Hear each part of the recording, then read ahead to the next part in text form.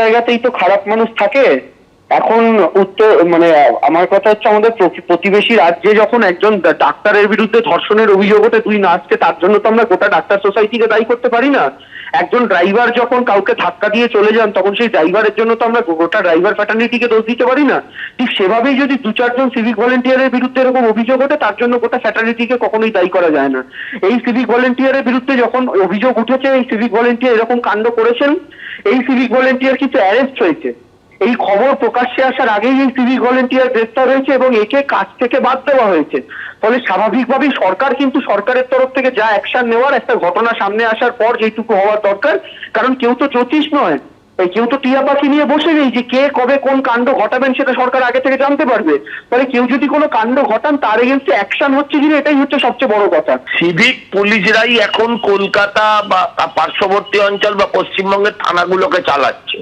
থানাগুলোকে এখন আর পুলিশ চালায় না, যারা রেগুলার পুলিশ তারা চালায় না, চালায় সিভিক ভলেন্টিয়ার। আর সিভিক অ্যাপয়েন্টমেন্ট কিভাবে হয়? তৃণমূলের নেতা যার যার নাম লিখে দেয়, তারা সিভিক ভলেন্টিয়ার হয়ে যায়।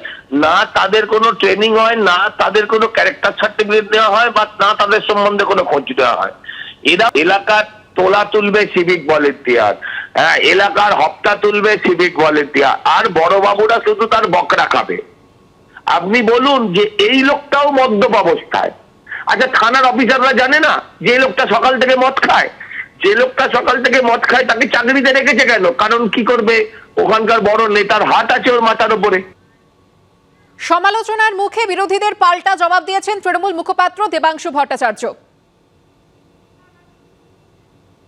যে কোনো জায়গাতেই তো খারাপ মানুষ থাকে। এখন আমার কথা হচ্ছে, আমাদের প্রতিবেশী রাজ্যে যখন একজন ডাক্তারের বিরুদ্ধে ধর্ষণের অভিযোগ ওঠে, তুই না আসছে, তার জন্য তো আমরা গোটা ডাক্তার সোসাইটিকে দায়ী করতে পারি না। একজন ড্রাইভার যখন কাউকে ধাক্কা দিয়ে চলে যান, তখন সেই ড্রাইভারের জন্য তো আমরা গোটা ড্রাইভার ফ্যাটার্নিটিকে দোষ দিতে পারি না। ঠিক সেভাবেই যদি দু চারজন সিভিক ভলেন্টিয়ারের বিরুদ্ধে এরকম অভিযোগ ওঠে, তার জন্য গোটা ফ্যাটার্নিটিকে কখনোই দায়ী করা যায় না।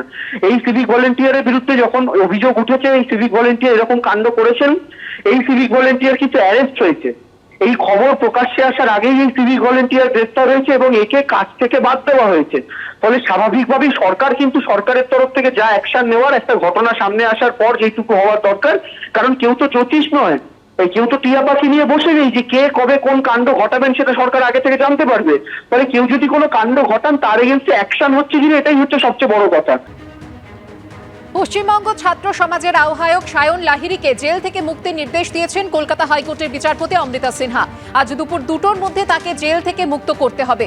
গতকাল এই মামলার শুনানিতে রাজ্য সরকারকে একাধিক প্রশ্নবাণে বিদ্ধ করে কলকাতা হাইকোর্ট।